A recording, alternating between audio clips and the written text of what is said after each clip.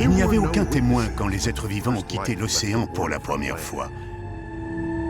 Personne n'a écrit de compte-rendu lorsque les premiers oiseaux se sont élancés dans le ciel. Mais ce que nous faisons maintenant, dans cet avenir potentiel, va être enregistré sur des milliers de supports et observé par le monde entier.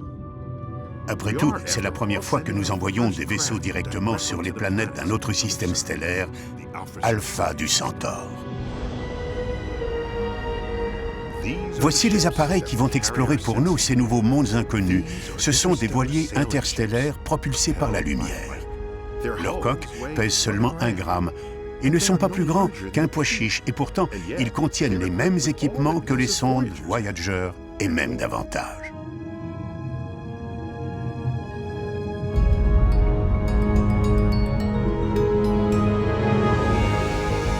Quand ce réseau de lasers synchronisés émet son immense rayon lumineux, les voiliers interstellaires passent de 0% à 20% de la vitesse de la lumière en quelques minutes.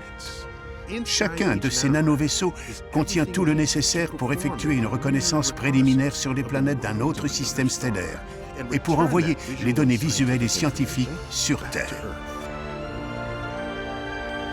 L'espace est presque entièrement vide, mais il suffirait d'une collision avec une minuscule particule de poussière pour endommager gravement un petit appareil lancé à une telle vitesse.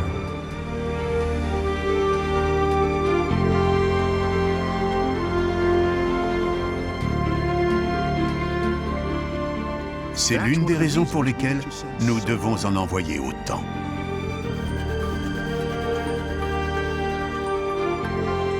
La sonde Voyager 1 se déplace à plus de 60 000 km/h et elle a quitté la Terre depuis plus de 40 ans. Il faudra seulement 4 jours au nanovaisseau pour la dépasser. Leur vitesse fulgurante ne représente pourtant que 20% de celle de la lumière. L'étoile Proxima du Centaure est à 4 années-lumière de nous. Il faudra donc 20 ans pour l'atteindre.